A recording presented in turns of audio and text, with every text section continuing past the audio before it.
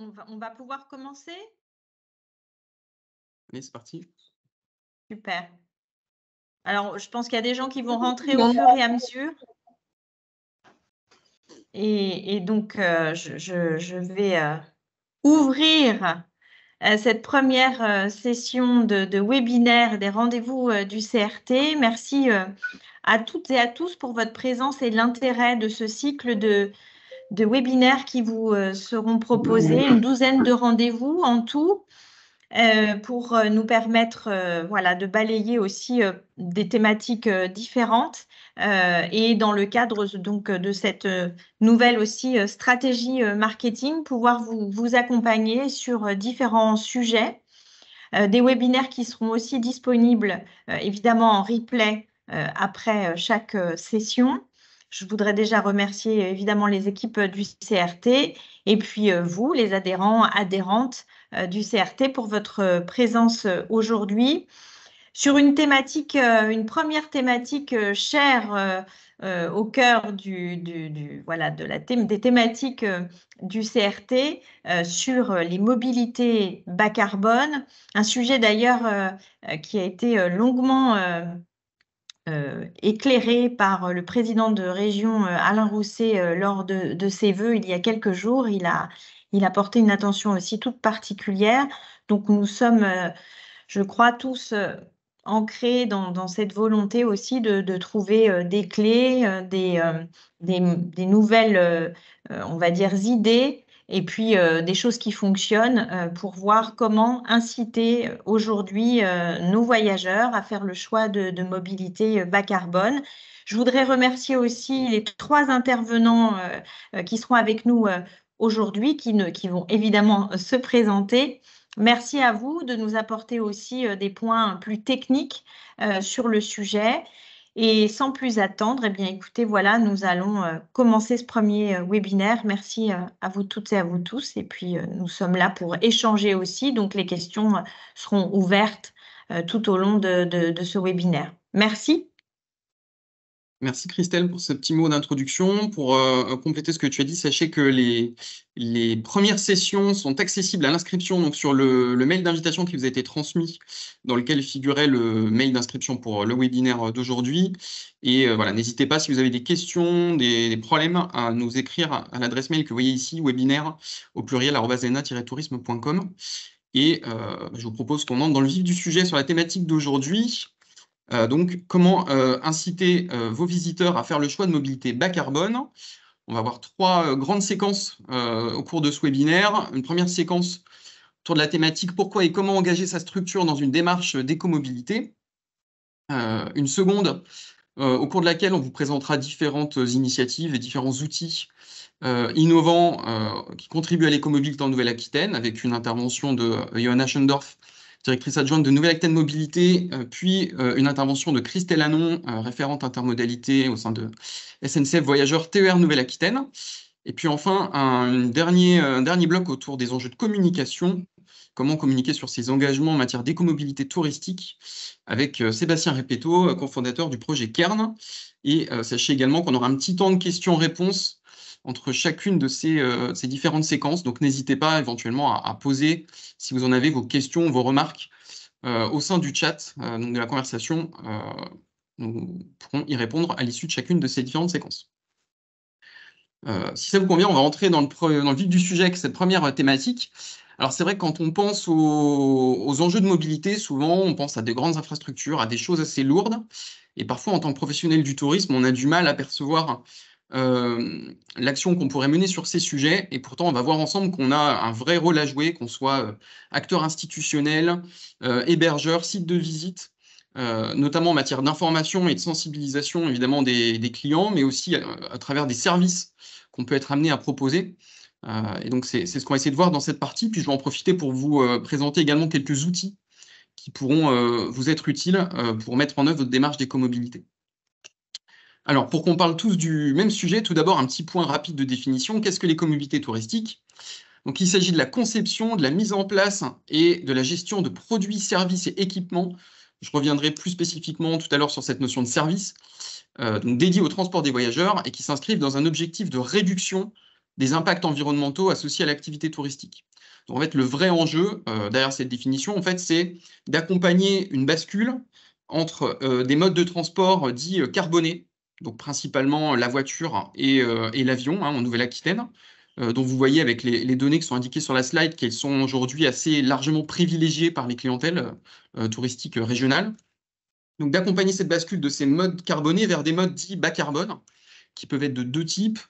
On a d'une part des mobilités douces, du vélo, de la marche à pied, du canoë, etc., ou des modes de transport motorisés plus faiblement carbonés ou à usage partagé. Donc là, je pense, selon les cas, au train, au bus, etc. Pourquoi il est si important d'agir sur cette transition des pratiques de mobilité? Pour différentes raisons. D'abord, à l'échelle globale, évidemment, il y a un enjeu de lutte contre le réchauffement climatique qui est majeur. Pour rappel, ce sont des données ADEME, les transports représentent plus de 3/4 des émissions de gaz à effet de serre associées à l'activité touristique, plus de 50% en Nouvelle-Aquitaine, et le tourisme en lui-même représente 11% des émissions totales de gaz à effet de serre à l'échelle nationale. Vous le savez peut-être, la France s'est engagée dans le cadre des accords de Paris dans une stratégie qu'on appelle la stratégie nationale bas carbone, qui vise un objectif de neutralité carbone à horizon 2050. Donc, qu'est-ce que ça veut dire? Ça veut dire qu'en 2050, les émissions de gaz à effet de serre qui seront produites sur le territoire national devront être inférieures ou égales à celles qui seront absorbées sur ce même territoire. Donc, c'est évidemment un enjeu très important, qui est aussi extrêmement ambitieux et qui va supposer une pleine mobilisation de l'ensemble des secteurs d'activité, dont le secteur touristique, avec donc un enjeu très important sur les transports au regard de leur poids environnemental, leur impact environnemental. Un deuxième enjeu très important, c'est la question de la diminution de la vulnérabilité de notre secteur d'activité dans un contexte de raréfaction et de hausse des coûts des énergies fossiles. Il faut savoir que aujourd'hui, les transports représentent le deuxième poste de dépense des ménages français après le logement, et que 97% des énergies utilisées pour les transports sont des énergies fossiles, dont on sait qu'elles vont être amenées à se raréfier et donc à voir leur coût augmenter, ce qui questionne évidemment la résilience de notre secteur d'activité, et ce qui questionne aussi l'accessibilité prix de l'activité touristique, et donc la question de la démocratisation du voyage, là, qui est vraiment très importante. Troisième enjeu à une échelle globale, c'est la question de la préservation de la qualité de l'air et de la santé des personnes. Un chiffre qui est assez méconnu, qui est pourtant là aussi très important. La pollution de l'air extérieur est responsable de plus de 40 000 décès prématurés chaque année en France. Et évidemment, les transports carbonés ont un rôle dans cette dégradation de la qualité de l'air, notamment via les émissions de dioxyde d'azote et leur petite contribution également aux émissions de particules fines. Donc là aussi, un enjeu de santé publique majeur qui nous incite à travailler sur une transition vers des pratiques moins carbonées. Si on zoome un petit peu à l'échelle des destinations touristiques, là aussi, on a des enjeux, on a de bonnes raisons de faire évoluer la mobilité touristique. On le sait, mettre en œuvre une démarche d'écomobilité pour un territoire, ça contribue à son attractivité, parce qu'on va piétonniser des centres-villes, parce qu'on va créer des pistes cyclables, etc. Et c'est d'autant plus vrai pour des territoires ou sites particulièrement sensibles, puisque la mise en œuvre d'une démarche d'écomobilité va permettre d'éviter ou de réduire en tout cas certaines nuisances qui peuvent porter atteinte à ces territoires ou à ces sites sensibles. Je pense à des questions de pollution sonore, je pense à des questions de stationnement sauvage, par exemple, ou d'incivilité au sens large. Et puis, pour un territoire, mettre en œuvre une démarche d'écomobilité, c'est aussi une manière de mieux répondre aux nouvelles attentes des clientèles. On le sait, certaines clientèles, notamment des clientèles urbaines, jeunes, mais pas seulement, ont une exigence aujourd'hui plus importante en matière de tourisme durable, ont envie de découvrir ou de redécouvrir nos destinations de manière plus douce. Ça va avec l'engouement pour ce qu'on appelle le slow tourisme. Donc voilà, tout ça, c'est des signaux qui sont assez présents. Et évidemment, les territoires qui vont être en capacité de répondre au mieux à ces attentes vont sans doute tirer leur épingle du jeu. Et puis, si je zoome encore un petit peu plus à une échelle micro, à l'échelle d'hébergement ou de site touristique, par exemple, évidemment, mettre en œuvre une démarche d'écomobilité, c'est aussi une manière de se différencier pour attirer une nouvelle clientèle. Juste un chiffre, notamment sur le train. À l'été 2023, on a compté plus de 24 millions de voyageurs sur les grandes lignes ferroviaires nationales, ce qui est le record absolu. en France, et le record précédent datait de l'été précédent, de l'été 2022. Donc il y a une clientèle, notamment train, qui est en forte croissance, qui est aussi portée par des ouvertures de nouvelles lignes ferroviaires nationales ou internationales. Je pense en Nouvelle-Aquitaine en particulier à l'expérimentation autour de la ligne Francfort-Bordeaux par la Deutsche Bahn l'été dernier, ou à des mouvements aussi réguliers de réouverture de lignes de train de nuit. Voilà, donc tout ça contribue à soutenir la croissance de cette clientèle train, et donc là, avec un enjeu aussi très fort pour les acteurs de savoir répondre à ces attentes, à ces besoins, pour essayer de mieux la capter, de mieux satisfaire ces attentes. Et puis enfin, bah, c'est tout simplement aussi mettre en œuvre une démarche d'écomobilité, une manière de réaffirmer son engagement environnemental. C'est vrai que quand on pense à la mise en œuvre d'une démarche de tourisme durable, souvent on pense à des actions en matière de gestion de la ressource en eau, des déchets, de l'énergie. Et parfois, on oublie un peu cette dimension transport, alors même que, comme je le disais tout à l'heure, c'est plus de 3/4 des émissions de gaz à effet de serre du secteur. Donc, c'est absolument majeur. Donc, finalement, pour un acteur touristique, travailler sur les écomobilités, c'est aussi tout simplement ajouter cette dernière brique à un engagement plus global en matière de développement durable. Donc voilà, pour un peu poser le cadre, maintenant que j'espère vous avoir convaincu de passer à l'action, on va voir ensemble comment on peut s'y prendre. D'abord, première chose à faire, c'est d'essayer de se mettre un peu à la place de ce voyageur qui envisage de faire le choix de mode de transport bas carbone et d'essayer de se dire quels sont ses besoins auxquels, en tant que professionnel, je vais devoir essayer de répondre. Premier besoin, premier grand questionnement schématiquement pour lui, c'est comment je vais pouvoir rejoindre mon lieu de séjour depuis mon domicile, sous-entendu via un mode de transport bas carbone. Deuxième grand questionnement, comment je vais pouvoir me déplacer durant mon séjour sur place. Et puis enfin, quelles activités ou visites ou expériences touristiques au sens large, compatibles évidemment avec ma démarche d'écomobilité, je vais pouvoir réaliser durant mon séjour. Donc on va essayer de prendre un peu ces trois questions de manière successive, et puis ça va être l'occasion pour moi de vous présenter quelques outils qui pourront vous aider pour informer au mieux vos clients et essayer de répondre le mieux possible à ces trois grands questionnements. Alors, premier sujet, comment je peux rejoindre mon lieu de séjour depuis mon domicile? Évidemment, le premier mode de transport auquel on pense, c'est le train. Donc, j'ai évoqué tout à l'heure l'engouement pour ce mode de transport. Il est évident que connaître les gares TGV ou TER à proximité de son établissement, ainsi que les lignes et les horaires qui le desservent, c'est un peu la première étape incontournable de la mise en œuvre de toute démarche d'écomobilité. Donc, pour vous aider dans ce travail, alors d'abord pour des trajets nationaux et internationaux, je peux vous recommander évidemment le site SNCF Connect, mais aussi des sites tels que Trainline, que vous connaissez peut-être, qui en fait constitue un guichet unique qui va rassembler plus de 270 opérateurs sur 45 pays et qui va vous permettre de consulter l'offre existante et qui permet aussi d'aller jusqu'à la réservation de billets. À une échelle plus locale, hein, une échelle régionale, on a bien sûr l'outil, le système d'information multimodal Modalis, que je ne vais pas présenter immédiatement, ce sera fait juste après par Johanna de Nouvelle-Aquitaine Mobilité. Et vous avez également un site qui s'appelle Transport en Nouvelle-Aquitaine, qui est un site officiel de la région, et qui vous permet, en saisissant de petits moteurs de recherche que vous voyez sur la slide, vous pouvez saisir l'adresse de votre établissement et l'outil va vous indiquer l'ensemble des lignes de cars régionaux, de trains régionaux qui desservent votre établissement, en tout cas qui passent à proximité, avec à chaque fois la possibilité de télécharger les plans de ces lignes et les horaires de ces lignes. Voilà. Et d'ailleurs, une petite remarque à ce sujet, soyez vigilants sur les horaires qui peuvent être amenés à évoluer tout au long de l'année, notamment en période estivale et hors saison estivale. Donc c'est important d'effectuer une veille à ce sujet de manière assez régulière. En complément du train, un autre mode de transport qu'on oublie parfois un peu, c'est les cars interurbains. Pourtant, c'est un mode de transport qui a lui aussi le vent en poupe.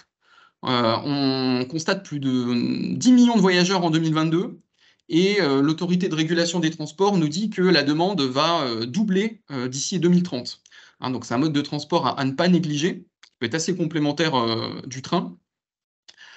Pour identifier là aussi l'offre existante sur ce mode de transport, en complément des outils que j'ai déjà pu évoquer, vous pouvez avoir recours également à des calculateurs d'itinéraires tels que TicTacTrip, qui là aussi va référencer un grand nombre des lignes ferroviaires, mais aussi de cars à l'échelle régionale, nationale et même européenne. Donc ça peut être intéressant, par exemple, pour ce qui est de la Nouvelle-Aquitaine, pour identifier l'offre de cars en provenance de l'Espagne, par exemple, hein, qui va être référencée sur cet outil. Autre mode de transport, c'est le vélo. Alors le vélo, on y pense plutôt comme mode de transport pour se déplacer sur le territoire, mais il ne faut pas oublier que c'est aussi une porte d'entrée hein, pour beaucoup de clients, puisque la France est la seconde destination mondiale pour le tourisme à vélo et qu'elle accueille près du tiers des itinérants à vélo européens. Hein, donc là, il y a une vraie clientèle aussi qui a des besoins spécifiques en termes de services, on va y revenir, et qu'il va falloir également informer au mieux. Et justement, pour vous aider dans ce travail d'information et de sensibilisation, un outil que je peux vous recommander, c'est l'outil GeoVélo, qui est là aussi un calculateur d'itinéraire, mais qui est spécifiquement pensé pour les touristes à vélo, qui vous propose de saisir un itinéraire d'un point A à un point B, le point A pouvant être par exemple une gare ferroviaire et le point B votre établissement, pour accompagner vos clients sur une logique de dernier kilomètre par exemple. Et donc l'outil va vous proposer différentes options. En général, vous avez un itinéraire dit direct, qui est l'option la plus courte. Vous avez une option dite sécurisée, hein, que je vous recommande. Donc, il va optimiser le passage par des pistes cyclables, par des petites routes peu fréquentées, etc. Et puis, vous avez une dernière option qui est l'itinéraire dit touristique, qui va essayer d'optimiser le passage par des points d'intérêt touristiques. Donc, une fois que vous avez fait votre choix entre ces différents itinéraires, vous avez évidemment toutes les informations qui le concernent, le kilométrage, le dénivelé, le plan, etc. Et surtout, vous avez la possibilité de télécharger la trace GPX qui correspond à cet itinéraire, c'est-à-dire le fichier de guidage GPS, en quelque sorte, que vous allez pouvoir proposer à vos clients, qui peut tout à fait être valorisé, par exemple, sur un site Internet. C'est un outil vraiment très pratique. Et puis donc, en complément de ces principaux modes de transport, je mentionne également rapidement le covoiturage et la voiture électrique, qui peuvent être des options intéressantes en complément, notamment pour des territoires un peu moins facilement accessibles ou moins desservis par le train.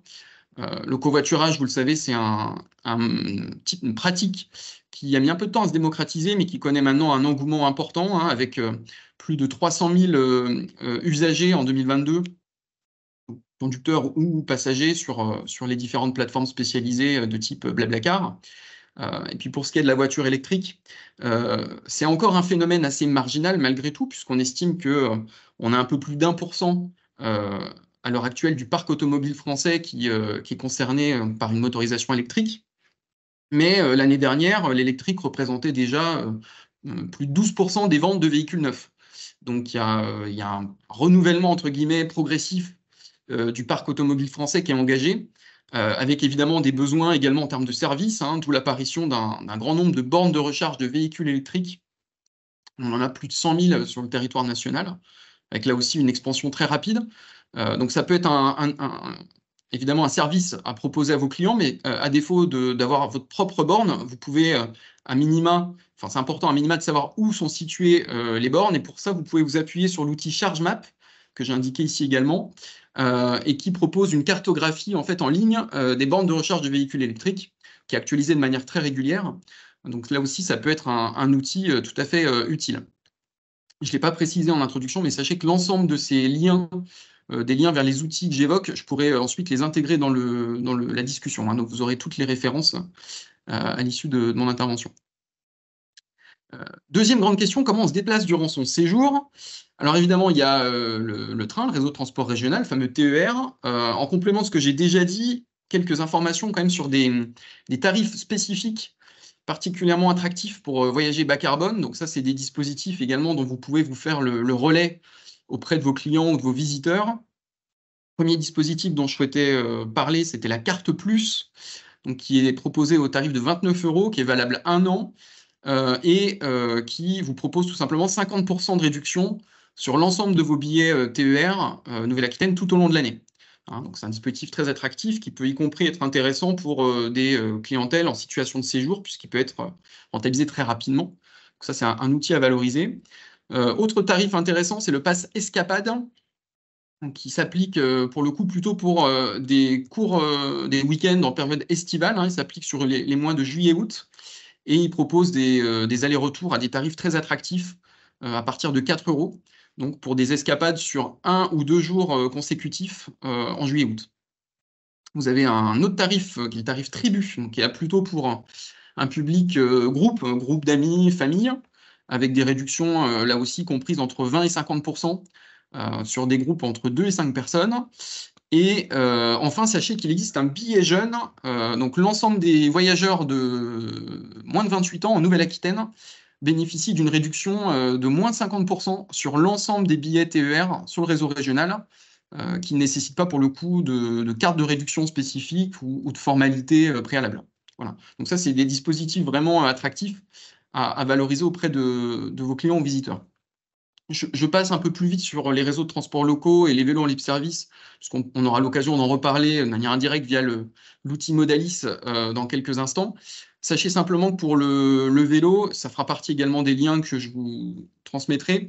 Le réseau national France Vélo Tourisme propose une cartographie des prestataires vélos, donc qui peut là aussi vous être très utile pour identifier les services existants sur votre territoire ou pour les partager à vos visiteurs. Et puis enfin, là aussi, en complément des modes de transport que j'ai évoqués, et notamment plutôt dans une logique de dernier kilomètre, alors, même s'il ne s'agit pas nécessairement forcément de modes de transport décarbonés, peuvent être intéressants sur cette logique de dernier kilomètre, c'est l'autopartage ou la location de voitures de particulier à particulier. L'autopartage, hein, c'est ces véhicules que vous pouvez voir stationnés sur l'espace public, souvent en zone urbaine, mais pas seulement, qui peuvent être réservés en général via des applications sur smartphone et avec un tarif soit à la minute, soit au kilométrage. Donc c'est l'exemple du réseau Cities à Bordeaux, par exemple. Donc sachez qu'il existe là aussi une cartographie de l'offre d'autopartage réalisée par l'Association des acteurs français de l'autopartage, qui vous permettra de voir quelle est l'offre sur votre territoire.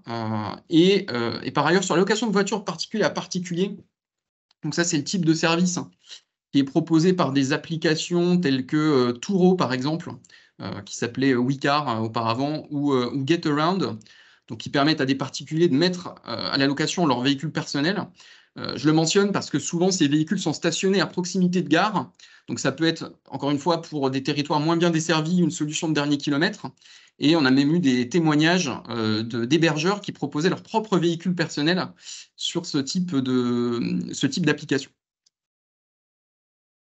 Et enfin, donc, quelles activités on peut réaliser durant son séjour et surtout comment identifier des activités accessibles via des modes de transport bas carbone. Alors évidemment, il y a plusieurs interlocuteurs possibles.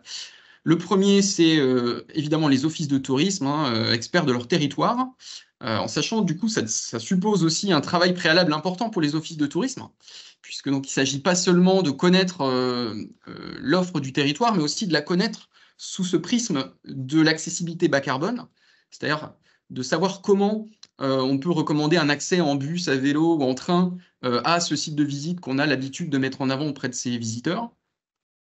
Donc ça, c'est un vrai travail préalable également à mener pour les acteurs institutionnels.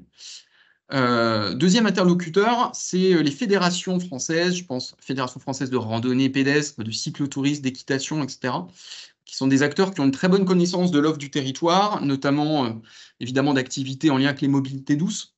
Donc vous pouvez les contacter en direct ou évidemment vous rapprocher, enfin avoir recours à des applications telles que Marando par exemple, qui est l'application officielle de la Fédération française de randonnée et qui propose plusieurs milliers de randonnées pédestres pour tout niveau partout en France.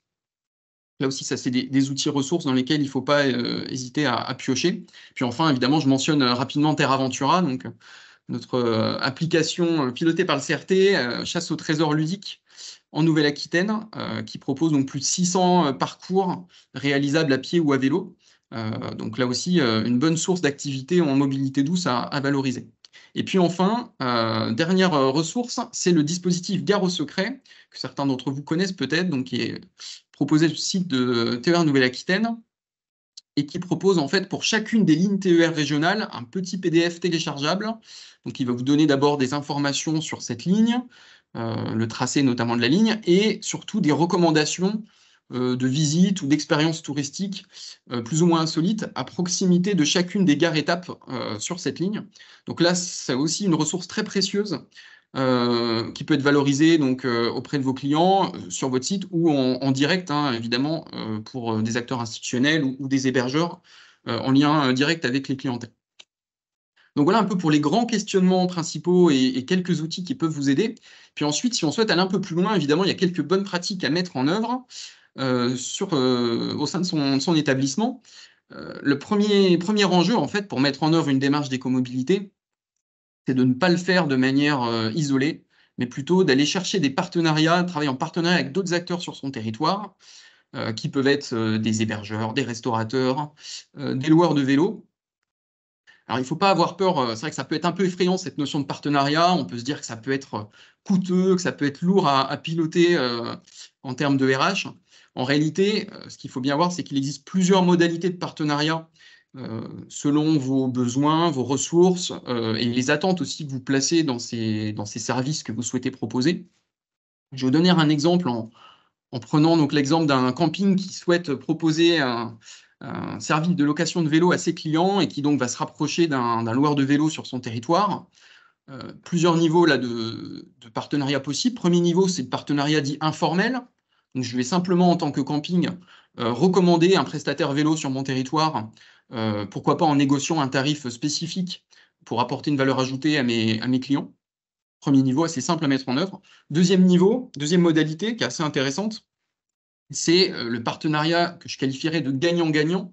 Donc là, c'est l'idée que le loueur de vélo va mettre à disposition du camping quelques vélos et que ce camping va louer, mais en simple intermédiaire, et reverser les revenus de la location au loueur. Donc, ce qui permet pour le camping de proposer un vrai service de location de vélo, donc qui est une vraie valeur ajoutée pour les clients, sans avoir à supporter évidemment des investissements qui seraient trop lourds, avec simplement un peu de gestion, de logistique et de temps humain. Et puis évidemment, il y a une possibilité d'aller encore plus loin avec un partenariat qu'on pourrait qualifier de commercial, où effectivement, cette fois-ci, le loueur de vélo va confier des vélos au camping, que celui-ci va louer de manière directe, en tant que revendeur, entre guillemets, et va conserver les revenus de cette activité en reversant un commissionnement au loueur. Voilà, donc vous voyez, selon les enjeux que vous placez dans ce partenariat et le temps et les moyens que vous souhaitez y consacrer, il y a plusieurs manières de procéder. Puisqu'on parle de services, je vais proposer un petit focus sur le sujet, alors qui sera pour le coup avec des exemples plutôt à destination d'hébergement touristique, bien que certains de ces exemples puissent aussi s'adapter à d'autres types d'acteurs. Alors, il ne s'agit pas forcément de remplir de proposer tous les services qui sont proposés sur cette slide, et de même, la liste n'est pas non plus exhaustive. Il s'agit surtout d'identifier ce qui, pour vos visiteurs à vous, vos clients à vous, est le plus important et apporte le plus de valeur. En tout cas, il y a certaines thématiques assez récurrentes pour faciliter et encourager la pratique de modes de transport bas carbone qui reviennent et que je souhaitais évoquer. Première thématique, c'est celle des bagages. Qu'il s'agisse du transport des bagages ou qu'il s'agisse de la garde sécurisée des bagages. Donc évidemment, tout ce qui est service de conciergerie, que ce soit pour un hébergeur, mais aussi pour un office de tourisme, pourquoi pas, c'est un service évidemment très, très, très important. Sur la même logique, tout ce qui va permettre à vos clients ou visiteurs de voyager plus léger va être également très apprécié. Donc, ça peut être une prestation Lifet pour une résidence de vacances ou un gîte, par exemple. Ça peut être tout ce qui concerne le nécessaire de toilette, évidemment en essayant de bannir les conditionnements individuels en plastique. Et puis surtout, un enjeu très important, tout ce qui va concerner le matériel pour les enfants en bas âge. Ça, c'est un vrai frein qu'on peut observer pour notamment des familles qui hésitent entre le train et la voiture. Donc, pour un hébergeur, proposer un kit bébé avec quelques équipements qui peuvent être, par exemple, une poussette, une chaise haute, un lit parapluie, etc. Ça, c'est un service qui apporte une vraie plus-value et qui peut vraiment provoquer cette bascule et conduire les clientèles à faire le choix du train. J'ai parlé tout à l'heure de la mise à disposition de vélos assistance électrique. Évidemment, il y a aussi tous les services qui vont avec, abris sécurisés, kits de réparation. Ne pas hésiter à vous rapprocher de la marque Accueil Vélo, notamment, à ce sujet. Et puis enfin, un dernier sujet dont je n'ai pas parlé, c'est la question de la restauration. Donc, évidemment, à minima, être en capacité de recommander des lieux de restauration directement accessibles depuis son établissement, pour des clientèles non véhiculées. Et puis, pourquoi pas, ça peut être complémentaire, proposer une offre de restauration, soit repas classique, soit aller vers des paniers repas, vers des bocaux. Évidemment, là, c'est typiquement le type de service sur lesquels la notion de partenariat peut être très intéressante. Voilà. Il ne faut pas hésiter à se rapprocher de personnes dont c'est le métier sur votre territoire, de restaurateurs, de boulangeries, d'épiceries, etc., pour proposer ce type de service.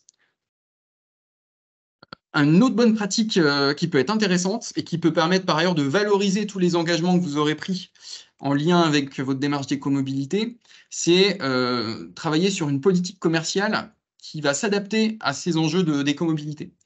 Donc, il y a plusieurs manières de le faire. La première, évidemment, c'est de jouer sur les prix, d'adopter une politique tarifaire incitative. Donc, ça, c'est l'exemple, par exemple, en Nouvelle-Aquitaine, de la réserve ornithologique du Teche, qui va proposer un tarif réduit aux visiteurs qui viennent en train, donc sur présentation de leur billet TER. Et évidemment, l'autre manière de procéder, si on ne joue pas sur le prix, c'est à prix égal de jouer sur les prestations qui sont proposées. J'ai parlé de la possibilité de mettre quelques vélos assistance électrique à disposition. On observe aussi que certains hébergeurs équipés de bornes de recharge de véhicules électriques proposent maintenant une recharge gratuite pour tout séjour d'une durée supérieure à 2 nuitées, 3 nuitées ou 4 nuitées consécutives, par exemple. Ce qui permet par ailleurs d'inciter à un allongement de la durée de séjour. Ça, c'est le type de bonnes pratiques qui peuvent être aussi mises en œuvre, à adapter évidemment selon vos profils et les services que vous souhaitez proposer. Et puis enfin, je termine là-dessus.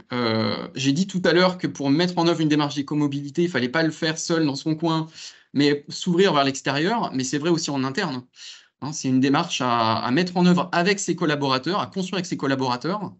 Et il y a un enjeu très fort également de formation des équipes sur ces sujets, et avec évidemment d'autant plus vrai pour les collaborateurs qui seront en contact direct avec les clients, qu'ils soient à l'accueil ou sur des missions plus commerciales, par exemple, qui vont avoir un vrai rôle évidemment d'information et de sensibilisation, et à ce titre, une attention spécifique également qui devrait être portée au personnel saisonnier, notamment en termes de formation.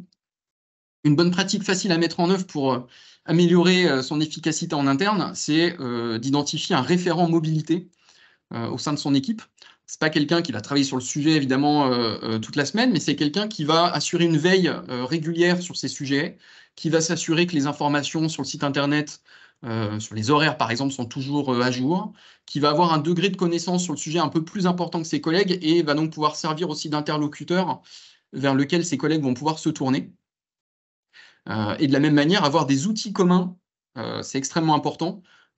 Par exemple, la création d'un classeur écomobilité dans lequel on viendrait insérer l'ensemble des informations sur les activités accessibles à proximité de son établissement, sur les horaires de la ligne de bus qui passe à proximité, etc.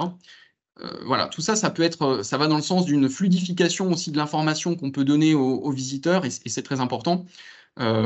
Donc c'est quelque chose à mettre en œuvre. Encore une fois, tout le monde ne peut pas tout savoir, mais il faut à minima que tout le monde au sein de la structure sache où trouver l'information. Et donc ce type d'outil peut y contribuer. Et puis enfin, je termine là-dessus en ouvrant un peu, mais finalement, mettre en œuvre une démarche d'écomobilité, c'est pas seulement envers ses clients ou ses visiteurs, ça peut être aussi en interne, dans un souci de cohérence globale de la démarche. Et donc, ça peut être l'occasion de questionner aussi ses collaborateurs sur leurs pratiques, de leur mode de transport pour leur déplacement domicile-travail, par exemple. Et on sait que parfois, la mise en œuvre de quelques aménagements de type création d'un espace sécurisé pour les vélos peut créer cette bascule et faciliter une transition des pratiques de mobilité également en interne. Donc voilà, je termine là-dessus. Je vous mettrai dans la conversation l'ensemble des liens vers les outils dont j'ai parlé. Et vous trouverez notamment dans ces liens 3 outils qu'on a travaillé avec l'ADEME et qui vont vous permettre de vous accompagner dans la mise en œuvre de cette démarche d'écomobilité. Donc vous avez d'abord un guide ressources qui a été pensé plutôt à destination des hébergeurs, mais qui peut aussi être intéressant, je pense, pour d'autres types d'acteurs, qui reprend en partie certains des éléments que j'ai évoqués, puis qui va plus loin et qui évoque d'autres sujets, notamment sur les enjeux de communication. Vous avez un outil d'autodiagnostic également qui va vous permettre de mesurer un peu le degré de maturité de votre démarche d'écomobilité, de voir quels sont vos axes d'amélioration, et puis de vous accompagner dans l'identification de l'offre de mobilité sur votre territoire, des services existants, etc. Sachez que le mode d'emploi, entre guillemets, de cet outil d'autodiagnostic est intégré au guide écomobilité que j'ai mentionné juste avant, donc vous aurez toutes les informations pour l'utiliser au mieux. Et puis enfin, un dernier outil qui est une petite fiche de communication écomobilité. Donc c'est une petite fiche au format PowerPoint sur une page qui vous permet de renseigner les différents modes de transport bas carbone pour rejoindre votre territoire, votre établissement, donc en train, en bus, à vélo, etc. Et c'est un outil qui peut être, dont la diffusion peut être systématisée pour toute demande de réservation, de devis. Enfin, c'est quelque chose qu'il ne faut pas hésiter à partager aussi à vos clients et visiteurs et qui a vocation à faciliter cette démarche de sensibilisation et d'information dont je parlais. Voilà, j'en ai terminé. On va prendre quelques petites questions. Je n'ai pas une visibilité sur la discussion, donc je ne sais pas s'il y a eu des Je réactions. vais te faire le message. Il y a un Oui, message, Jocelyn, dans le fil de discussion de Géraldine du PNR Land de oui. Gascogne par rapport à l'assurance, en fait, la faisabilité, l'égalité qu'un hébergeur mette des vélos à disposition de sa clientèle en termes d'assurance. Alors, il y a pas mal de façons de faire pour mettre des vélos à disposition, mais s'il y a des réponses à ce point ou des exemples de personnes avec nous ce matin qui pourraient apporter des compléments.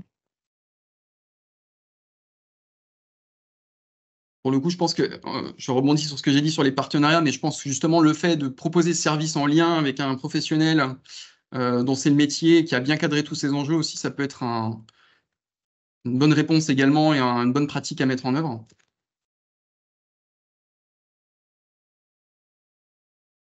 Je ne sais pas s'il y a un témoignage à ce sujet sur toutes les questions de mise à disposition de vélos. Je sais que c'est une pratique qui est de plus en plus fréquente au sein d'offices de tourisme, au sein d'hébergement également, au site de visite.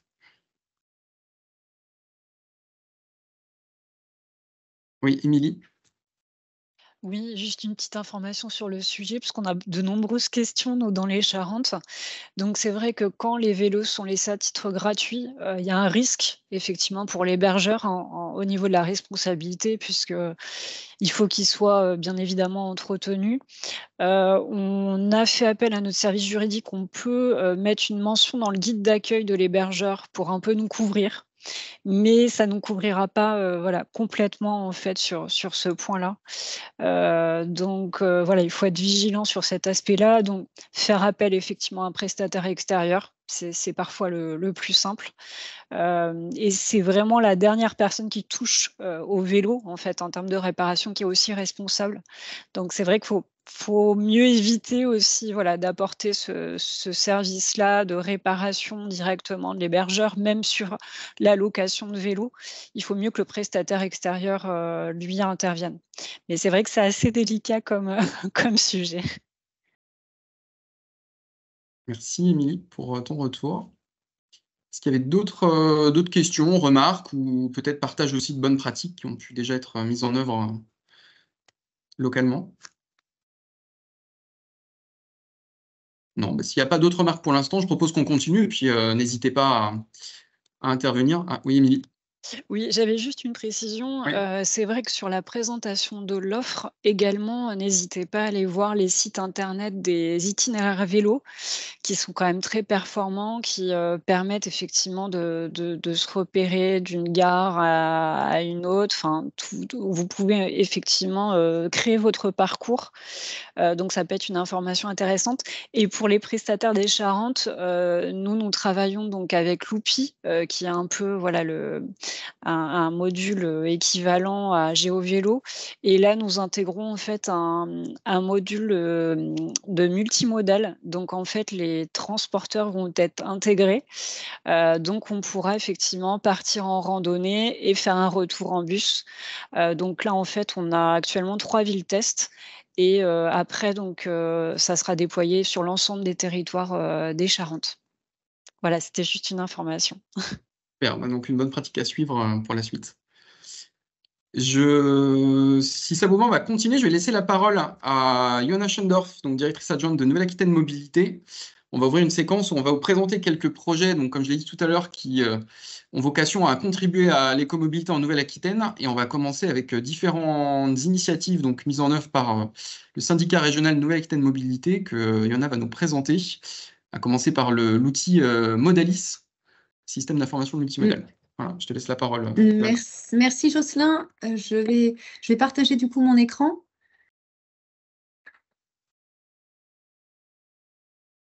Je ne sais pas si c'est bien visible. Ça y est, c'est bon. C'est bon? Oui. Ok, je ne sais pas si le diaporama fonctionne. Voilà, c'est bon. Ouais, c'est bon. Très bien. Eh bien, écoutez, merci, merci de nous avoir associés à ce webinaire. Donc, effectivement, la mobilité, c'est un enjeu majeur pour les territoires, hein, dans le contexte de polarisation des territoires. On voit que toutes les initiatives pour apporter des réponses à la congestion des réseaux routiers urbains, périurbains, ou offrir des alternatives à l'autosolisme sont les bienvenues. Et dans ce contexte, les collectivités se sont mobilisées pour trouver des solutions de mobilité durable et assurer la cohésion entre les territoires. Donc, en quelques mots, Nouvelle-Aquitaine Mobilité, donc c'est un syndicat mixte qui coordonne à l'échelle régionale l'ensemble des mobilités afin de connecter territoires ruraux, urbains et périurbains. C'est un syndicat qui rassemble aujourd'hui 31 autorités organisatrices des mobilités, dont la région, la métropole de Bordeaux, les communautés urbaines d'agglomération, des communautés de communes qui ont pris récemment la compétence, mais aussi des syndicats de mobilité ainsi que le département et un peu plus d'une quarantaine de réseaux de transport. Donc, il a été créé en 2018 sous l'impulsion de la région Nouvelle-Aquitaine. Et sa mission, Nouvelle-Aquitaine Mobilité, développe des services mutualisés, dont la marque Modalis, organise une connaissance partagée sur les transports, notamment à travers l'étude multimodale, la tarification ou l'open data, et a pour mission également d'imaginer les déplacements de demain, notamment à travers les mobilités alternatives ou le développement du RER métropolitain. Donc, le syndicat est présidé aujourd'hui par Bruno Lagrave et dirigé par Jérôme Kravetz, s'appuie sur une équipe de 18 collaborateurs basés à Bordeaux et à Limoges. Alors, sur ce territoire vaste, le syndicat est organisé en 5 bassins de mobilité, ce qui lui permet d'inclure des spécificités locales au projet de mobilité durable. Et récemment a été instituée à l'échelle de la Gironde une commission locale des mobilités.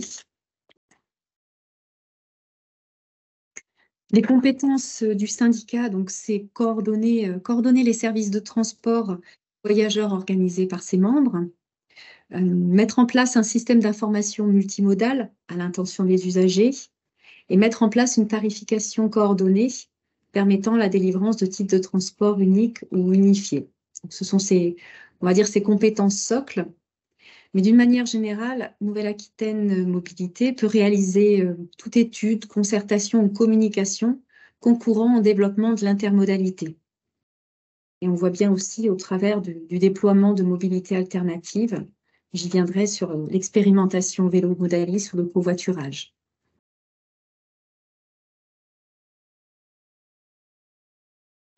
Les outils Modalis. Donc, depuis, à partir de sa création en 2018-2019, donc, le syndicat a mis en place 2 services et un média. Donc, un service digital Modalis dédié à l'information voyageur sur le web et en mobile. Un service digital dédié à l'achat de titres dématérialisés, qui était l'application Ticket Modalis. Et un média physique, la carte Modalis, qui permet d'héberger en fait les titres de transport des différents réseaux, facilitant ainsi l'interopérabilité, ainsi que des titres combinés ou des services de mobilité. Donc, ces 3 services et médias ont connu une forte croissance d'utilisation, tant par les usagers que par leur appropriation par les réseaux membres. On voit que les recherches itinéraires sont passées de 400 000 en 2019 à plus de 27 millions en 2023. C'est également une évolution au niveau de l'intégration des réseaux qui sont disponibles sur le ticket Modalis et sur les outils. Donc, ces outils continuent d'évoluer puisque le ticket Modalis et l'application évolue vers Modalis, qui franchit une nouvelle étape. Donc, l'application Ticket Modalis cessera la vente des tickets de réseau, mais dorénavant, il y a l'outil Modalis sur lequel on retrouve à la fois le calculateur d'itinéraire et la possibilité d'acheter et valider ces titres de transport.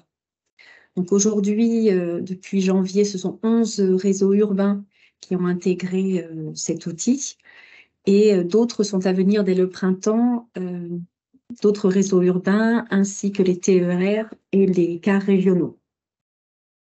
Donc concrètement, ça veut dire qu'un usager peut aujourd'hui rechercher un trajet, un itinéraire via Modalis et y acheter directement son ticket, avec une seule application et un seul acte d'achat.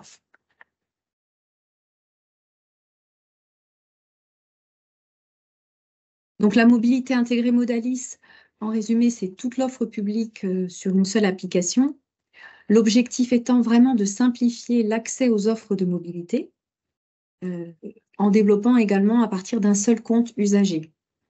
Donc aujourd'hui, le MaaS Modalis couvre un périmètre plus large que le simple calculateur itinéraire initial, puisqu'il ouvre des fonctions d'information voyageurs plus performantes. Il intègre aussi d'autres fonctionnalités liées à la vente et à la validation de titres de transport, ainsi que des services de mobilité type covoiturage ou location de vélo. C'est un outil évolutif, partant du calculateur d'itinéraire, d'une part, et de l'achat de titres de transport d'autre part. Il a intégré aussi d'autres services, tels que la plateforme de covoiturage, depuis avril 2023. Donc, c'est un site et une application Covoit Modalis qui ont été déployés et qui viennent enrichir l'offre de mobilité présente sur Modalis. À partir depuis juin de l'an dernier, donc, il y a une expérimentation qui a été lancée autour de Vélo Modalis. Donc, c'est une application qui a été déployée. Concrètement, c'est une expérimentation qui a été déployée sur la ligne 16 du TER entre Angoulême et Royan, qui couvre 8 gares et qui propose une offre de vélo en libre service. Cette application est venue enrichir également l'offre de Modalis avec l'affichage en temps réel des disponibilités de vélos et de stations dans l'application. Et enfin, en cette fin d'année, donc, ce sont l'équipement billettique de plusieurs lignes, soit de transport urbain, donc on a Grand Guéret, ou de la ligne pilote interurbain des cars régionaux Villeneuve-Agen. Donc ce déploiement billettique, Modalis va continuer à se développer en 2024-2025 pour intégrer également à terme les titres TER. Alors, le service Modalis est accessible depuis l'application, depuis le navigateur modalis.fr, mais également depuis les sites des réseaux. Donc, il y a une petite vingtaine de réseaux urbains qui utilisent Modalis comme système d'information multimodale. Il est également disponible sur les Apple Store.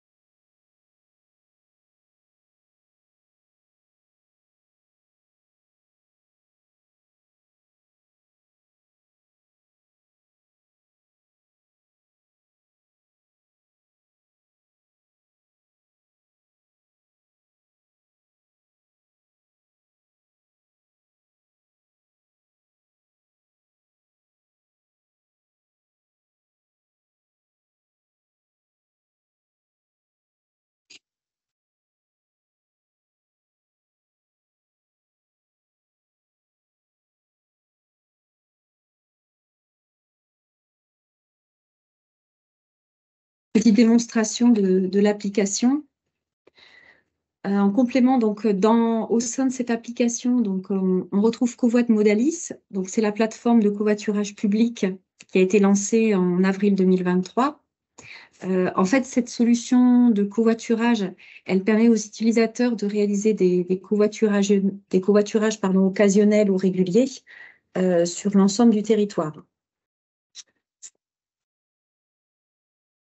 l'objectif, les membres de Nouvelle-Aquitaine, mais également aussi les territoires, peuvent se saisir de l'outil pour animer une pratique de covoiturage sur leur territoire, au travers notamment de l'outil communauté, qui permet de créer des communautés de covoitureurs par entreprise, association, zone d'activité ou zone d'intérêt.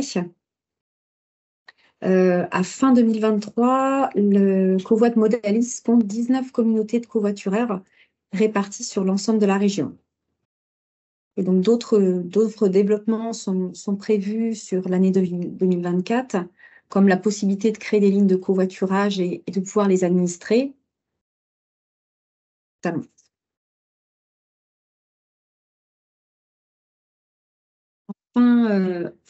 toujours dans le cadre de Modalis, donc l'expérimentation de vélo Modalis sur la ligne TER Royan-Angoulême. Donc cette expérimentation a été lancée avec les partenaires région ADEME et les communautés d'agglomération pour une durée de 18 mois.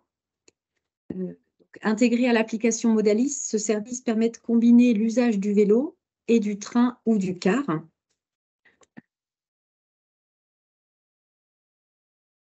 Ce sont 160 vélos qui sont mis à disposition dans 25 stations, qui sont déployés dans les gares, mais aussi déployés dans les centres-villes de Royan, Angoulême et Cognac. En fait, l'objectif, ce service permet en fait aux voyageurs qui descendent du TER ou des cars interurbains de compléter leur trajet en louant un vélo électrique en libre service à leur arrivée pour effectuer les derniers kilomètres du trajet. Donc, ces vélos peuvent être empruntés 7 jours sur 7 et 24 heures sur 24, à l'heure, à la journée. Donc, c'est un outil complémentaire des services existants qui permet justement de faciliter les déplacements et le confort de l'usager, de limiter, on va dire, l'utilisation ou l'emport du vélo dans les transports tels que le car et surtout les trains. Donc, il s'agit d'une première en France et l'intérêt de l'expérimentation réside vraiment dans le fait d'avoir une continuité d'offres entre les gares et les territoires urbains. Donc, on voit que les premiers chiffres sont vraiment encourageants. Depuis septembre, le service a vraiment été déployé sur toute la ligne. On a actuellement plus de 5000 trajets, plus de 26 000 kilomètres qui ont été parcourus et près de 2000 kg de CO2 d'éviter sur cet espace, sur ces transports. Voilà. Je vous remercie pour votre attention. Merci beaucoup, Yana, pour ton intervention. Je propose peut-être à Christelle de nous présenter maintenant l'expérimentation portée par la SNCF en lien avec le Tourisme Lab autour des enjeux de mobilité dernier kilomètre. Puis si vous avez des questions également sur ce qu'a présenté Johanna, n'hésitez pas également dans le chat et puis on pourra les prendre au fur et à mesure.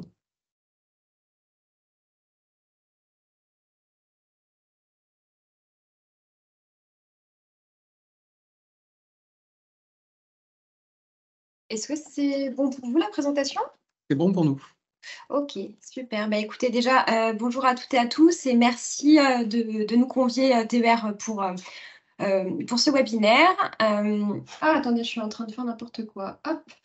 On a donc été invité par le CRT aujourd'hui pour vous présenter en fait l'expérimentation qu'on a menée sur la mobilité des premiers et derniers kilomètres. Donc déjà, en fait, pour reprendre un petit peu ce qu'on est, nous, TER Nouvelle-Aquitaine, donc je vous ai repris en fait l'offre de transport, c'est-à-dire se dire qu'on est déjà en fait la colonne vertébrale de la mobilité, en tout cas de la mobilité décarbonée sur le territoire. Donc on traverse tout le territoire de la Nouvelle-Aquitaine.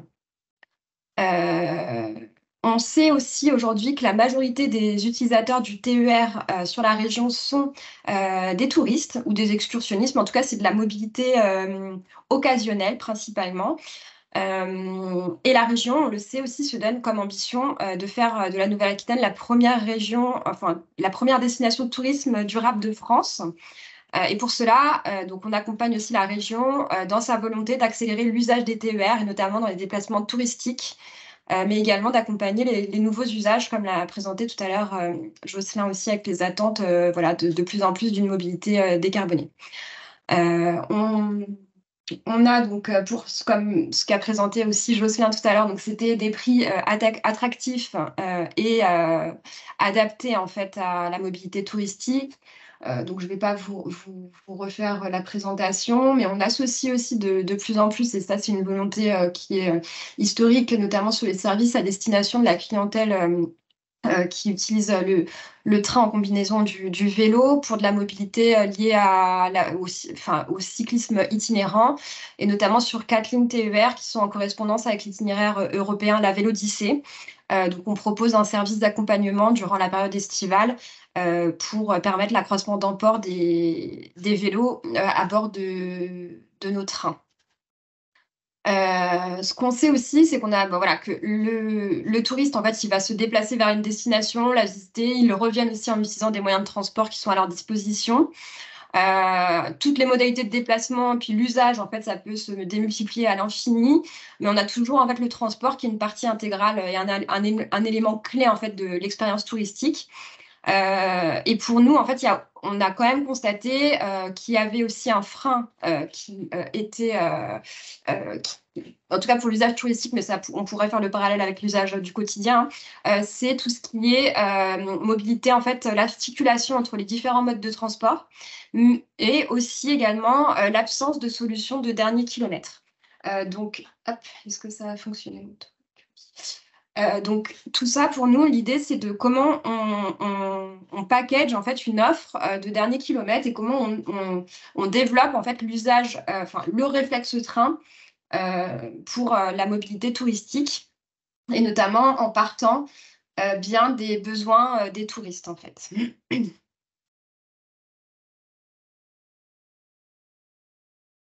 Donc, ça a été une démarche innovante pour nous. On a été on a été soutenu et accompagné par le Tourisme Lab et l'ADI pour initier cette démarche donc collaborative. Donc, on a travaillé avec 4 territoires, donc Val-de-Garonne, la Vallée de l'Homme, le Grand Saint-Émilionnais et Landes Atlantique Sud. Donc, on a aussi réuni autour de ce projet une multitude d'acteurs qui sont donc des représentants donc, des territoires qui sont tant dans les collectivités, plutôt côté donc les services techniques liés à la mobilité ou aux infrastructures, les offices de tourisme. Donc on avait aussi des personnes de notre entité, des porteurs de solutions qui sont principalement des entreprises privées. Bon, on a entendu parler de Loupi tout à l'heure, mais on avait aussi voilà, des fabricants de vélos, de modules, de casiers connectés, voilà, qui étaient aussi partie prenante. On a eu donc des professionnels du tourisme aussi et du développement durable qui étaient à nos côtés. Et donc, c'est une démarche qu'on a construite autour de 3 étapes clés, en fait, toujours en partant donc, des besoins des utilisateurs et en construisant des parcours au départ des gares, dans une volonté soit d'excursion touristique ou de parcours touristique en tout cas. Donc, on est passé bien évidemment par l'infrastructure, mais aussi par des services de la communication. Donc ça, je vous le détaillerai après. L'idée, c'était vraiment de proposer une offre touristique de bout en bout, packagée, qui correspond à des besoins des touristes sur le territoire. Donc là, je vais vous présenter donc rapidement ce qu'on a fait en fait sur la définition des profils touristiques, donc ce qu'on a appelé les proto-personas. On a défini avec les territoires 8, pardon, je dis n'importe quoi, 8. Donc on est vraiment parti des usages en fait. Donc on a donc à chaque fois donc une fiche de synthèse dans laquelle je vous en ai mis une un peu à l'exemple. On a donc le bloc identification. Donc là, si vous êtes sur les excursionnistes urbains, on regarde un petit peu, on a un peu le nom du profil, quelles sont leurs principales caractéristiques, les éléments clés en fait de leur choix. Donc qu'est-ce que ça peut être, les bloquants, frustrations, les opportunités, idées de mobilité ou de séjour, les handicaps situationnels et les types de séjour, donc principalement la durée du séjour et le temps de visite sur un site. Après, on a les points de comparaison, c'est les variables comportementales d'un profil à un autre. Et enfin, les usages, donc comment ils utilisent certains canaux d'information, les types de mobilité qu'ils vont utiliser principalement sur leur parcours. Donc là, l'idée, c'était de partir sur 8 profils types qui sont communs aux 4 territoires. Et après, on est vraiment rentré avec chaque territoire sur les profils touristiques qu'ils souhaitaient travailler, enfin principalement voilà, sur lesquels ils souhaitaient essayer de travailler des solutions de mobilité dernier kilomètre et de mobilité touristique sur leur territoire. Donc ça vient à l'atelier 2, ça. Alors, ça marche pas. On a des fiches parcours qui sont ciblées sur les besoins des touristes. Donc, on a identifié ça lors d'un atelier avec, donc on était 40 participants donc sur les 4 territoires, donc qui mixaient donc les différentes parties prenantes que je vous ai citées tout à l'heure. Et donc, on a identifié en fonction des profils des touristes, les points d'intérêt qu'ils pourraient visiter. Alors, ça ne se veut pas forcément exhaustif, mais en tout cas, l'idée, c'était de les avoir tous, en partie. On a défini en fonction de ces points d'intérêt des profils aussi, donc les parcours touristiques au départ de la gare, en fonction des durées de séjour, voilà, des besoins particuliers. Et à chaque fois, on a donc la dernière étape de cet atelier-là aussi, c'était de décrire le parcours et les différentes solutions qu'on pourrait envisager. Donc les solutions, ça pouvait passer par des solutions plutôt liées à de l'infrastructure, je mets ça entre guillemets, parce qu'en fonction de où on se situe, c'est pas mais ça peut être voilà, nécessité d'avoir du jalonnement par panneau, des bornes de casier connectés, des stations de recharge, des stations de vélo, enfin peu importe. Donc infrastructure, services, donc des services, ça pourrait être donc de la conserverie, des kits bébés, ce que tu as évoqué tout à l'heure, Jocelyn, du portage de courses, par exemple, des choses comme ça. Enfin, donc le volet service, et enfin le volet plutôt promotion de l'offre et communication, comment on fait connaître voilà, cette nouvelle offre de parcours. Et le dernier atelier, donc c'était sur vraiment le prototypage d'une offre de service de mobilité. Donc c'est le parcours qu'on a évoqué en atelier 2. Là, on est vraiment plutôt rentré dans le détail en se disant, au départ des gares, on va donc associer les infrastructures, donc station de recharge, je vous ai mis des exemples, panneaux directionnels, les services à location, les casiers connectés, la conciergerie. Donc on les a vraiment placés sur des plans des territoires en définissant les lieux où il y aurait des hubs de mobilité ou de service, le petit parcours, voilà, les durées du parcours, bien expliqué, et un peu packager l'offre d'un point de vue client, c'est-à-dire comment on ferait la promotion de cette offre, comment on la définit. Et l'idée, c'est qu'on puisse, donc à l'issue de ces ateliers, on a un dossier complet qui permet en fait de simplifier le portage du projet au sein de la collectivité avec le recensement des acteurs à mobiliser. Donc là, l'idée, c'était vraiment d'avoir ces livrets de solutions. La suite, nous, du projet, elle s'inscrit maintenant en commun, donc cette année-là, avec les équipes du Tourisme Lab, pour accompagner un territoire dans la mise en œuvre de son offre touristique de bout en bout. Et sur les autres territoires, on travaille donc aussi toujours en commun avec Tourisme Lab, mais c'est plutôt là pour être des facilitateurs avec donc TER Nouvelle-Aquitaine et impulser aussi donc une dynamique au sein des collectivités qui souhaiteraient se lancer aussi dans le portage de ce projet. Voilà pour moi.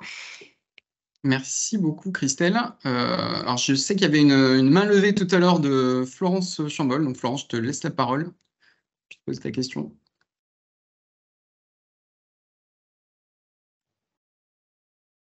Oui, bonjour. En fait, j'avais plusieurs questions, mais c'était au fur et à mesure. Et comme on ne pouvait pas écrire, enfin, en tout cas, moi, je ne peux pas écrire dans la conversation. Donc, j'avais posé des questions sur le Q&R, là, mais j'ai l'impression que personne ne les a vues. Donc, c'est pour ça que je me suis permise de lever la main.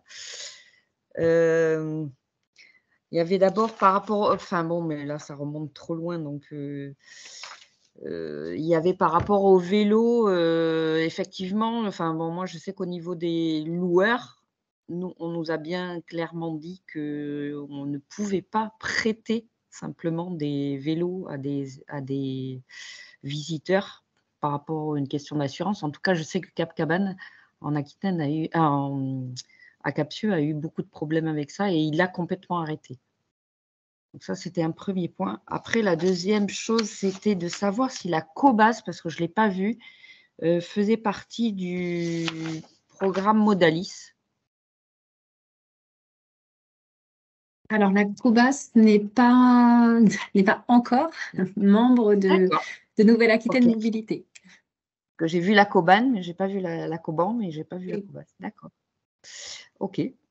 Après, j'avais une autre question par rapport aux fiches que tu as envoyées, Jocelyn. Oui, Il te demande un accès. oui. On m'en a informé, renseigné, j'allais y mais- venir. Ah, pardon. On a eu un petit souci. Apparemment, il y a des liens que je croyais être publics et qui ne le sont pas, donc on va y remédier dès que possible. Donc voilà, c'est en cours. Ok. C'est Pas de prévu. souci. Et puis, c'était tout. Et je ne l'ai pas précisé, d'ailleurs, je rebondis, les 3 outils travaillés avec l'ADEME, là, donc, qui présentent une difficulté pour accéder, seront sur notre site pro également en accès libre. Donc, vous pourrez y accéder et également le relayer auprès de vos partenaires en local. D'accord. S'il n'y a Et pas comment d'autres... ça se fait la Ouais. conversation pour moi, la conversation, on ne peut rien faire. Hein. Alors, je n'ai pas la main sur la technique, je ne sais pas si... Bon. Bon, on va regarder ça. Je vois une autre main levée, puis après, d'Isabelle, je crois, puis après, on pourra passer à la dernière séquence. Merci. Avec Sébastien Repetto. Oui, bonjour, merci pour ces présentations. Moi, j'avais une question sur notamment l'intervention de Christelle, dynamique hyper intéressante. Donc, en fait, ma question, tu as cité 4 territoires d'expérimentation. Donc, par rapport à ces 4 territoires, ils sont tous traversés, enfin, tous, oui, je pense, quasiment tous par des grands itinéraires. Alors, la question, c'est, la première, c'est cette expérience avec les propositions de boucles.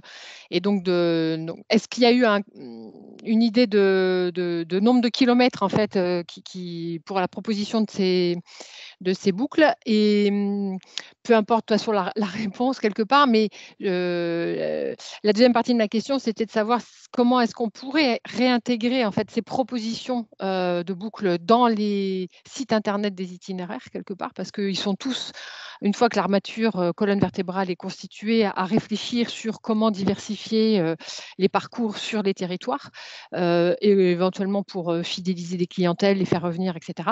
Donc, c'est pouvoir transférer l'information et donc la diffuser sur les sites internet de ces itinéraires. Ça, c'était en fait en gros la première question.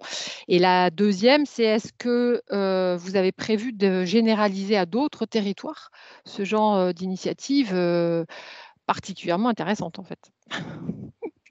Alors, sur le choix des 4 territoires, en fait, on l'a fait parce qu'on on avait des territoires en fait qui sont soit très attractifs d'un point de vue touristique, où on a déjà une fréquentation touristique élevée. Donc, je pense à Landes Atlantique Sud et puis Saint-Émilion, voilà, où il y avait une volonté aussi de divers, puis la vallée de la Vézère aussi, pardon, voilà, où on pouvait donc se prendre des lieux où il y avait donc une forte fréquentation touristique avec des profils de fréquentation qui étaient quand même assez différents.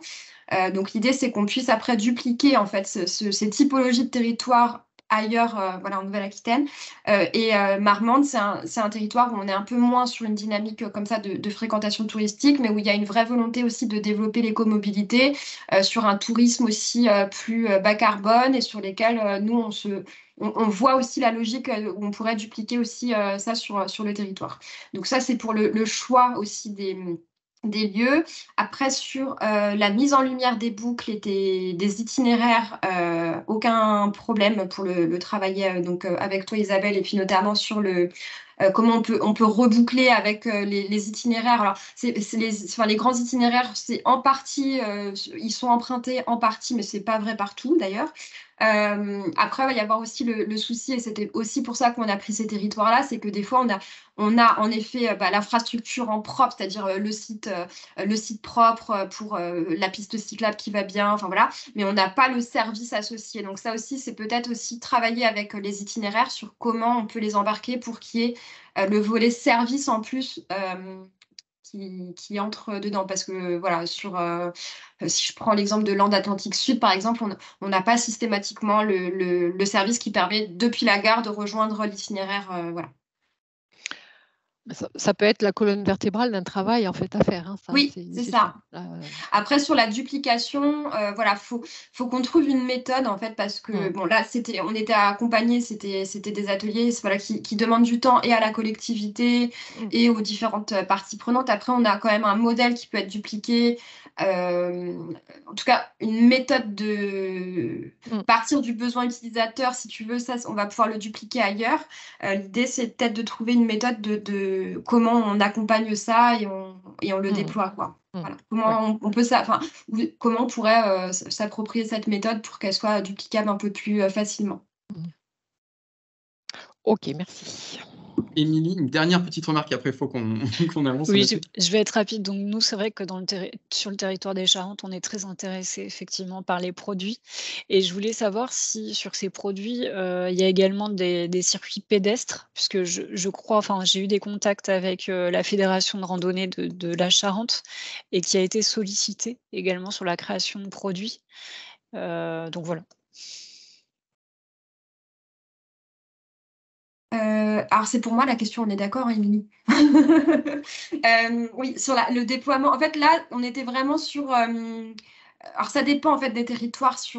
Par exemple, Saint-Émilion, il y a en effet une problématique d'éloignement en fait de la gare par rapport au centre ville, sur lequel pour le coup là c'est une utilisation uniquement pédestre parce que voilà les vélos sont pas autorisés.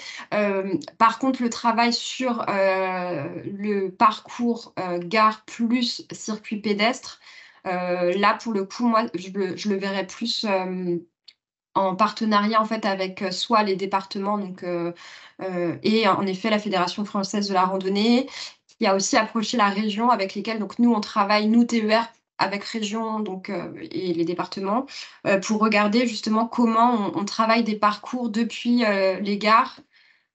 Et là, ça va plutôt prendre en compte le volet aussi plutôt service que infrastructure, parce que généralement, les infrastructures sont existantes. Plutôt connaître bien le jalonnement depuis la gare pour me rendre sur l'itinéraire de randonnée et après bien connaître le parcours. Mais ça, oui, ça peut être aussi un travail qu'on mène conjointement. Aussi, est-ce que c'est dans cette démarche-là? Mais en tout cas, voilà, c'est des démarches qui sont plutôt parallèles. Là, l'idée, c'était vraiment d'avoir un outil de mobilité de dernier kilomètre. Donc, ça peut être des vélos cargo, des vélos classiques, des petites navettes. Enfin, voilà, il y avait un peu toutes ces choses-là qui ont été creusées, en tout cas sur le moyen de mobilité aussi. Merci beaucoup. Mais c'est vrai que de mettre dans la boucle les agences de développement touristique serait une bonne chose puisqu'on travaille également beaucoup sur les services, tant sur l'activité vélo, sur la partie pédestre ou équestre. Donc voilà, c'est vrai qu'on peut être aussi de bons interlocuteurs. Ok. Merci à vous deux. Je vous propose, pour finir dans les temps, qu'on passe à la dernière grande séquence. On va plutôt parler communication et engagement éditorial, donc avec Sébastien Repetto, cofondateur du projet Cairn. Je vais partager mon écran. Hop. Je me sers déjà juste d'un point de vue micro. Est-ce que c'est bon? Okay. Oui. C'est OK. Est-ce que vous m'entendez? Je te laisse la parole, Sébastien. Vous m'entendez ou pas? Non. Oui, un petit peu faiblement, mais on t'entend. Non, si c'est pas confortable, j'enlève mes écouteurs. Vous me dites, tu me dis, Jocelyn. Peut-être que ouais, on va essayer sans, peut-être, ce sera un petit peu mieux. Ok, ça marche.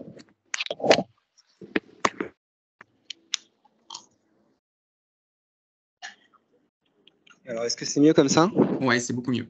Très bien. Ok, super. Bon, écoutez, on va le faire par téléphone. Donc, bonjour à toutes et tous. Merci beaucoup pour l'invitation. Petit élément de contexte, je me trouve actuellement dans une gare, donc je suis vraiment en situation dans le sujet. Donc, désolé de par avance pour voilà, l'ambiance sonore, mais on va dire que ça va nous mettre dedans. 2 mots d'introduction. Alors, du coup, on peut peut-être, ouais. Donc, le projet Cairn porte un outil qui s'appelle le Progress Score. Le Progress Score analyse les écosystèmes digitaux des territoires et bientôt des acteurs privés touristiques autour de 4 grands axes, un axe d'éthique, un axe de performance, un axe d'engagement éditorial et un axe de Green IT. Donc, je ne vais pas rentrer dans tous ces détails-là et vous avez quelques informations sur la slide que je vous mettrai à dispo par la suite. Mais aujourd'hui, on va se concentrer sur l'engagement éditorial et essayer de comprendre un petit peu de quoi il en retourne, puisqu'on va se parler donc de communication responsable. Donc, s'engager effectivement pour prendre conscience. Bon, soit je pense qu'on peut rapidement avancer là-dessus. Des Français effectivement de plus en plus conscients et prêts à changer à la fois leur mode de vie et leur comportement touristique. On a une tendance au train en particulier, mais même aux écomobilités en règle générale, qui sont plutôt dans l'air du temps, qui sont plutôt, en tout cas, ce qu'on retrouve aussi notamment dans les prises de position sur les réseaux sociaux, je vais vous montrer pas mal d'exemples, c'est plutôt dans l'air du temps de dire qu'on prend le train et de l'affirmer, de le démontrer. Et donc c'est plutôt la bonne nouvelle, puisque c'est notre sujet du jour, c'est un sujet majeur pour le tourisme, pour notre industrie, pour essayer de la décarboner.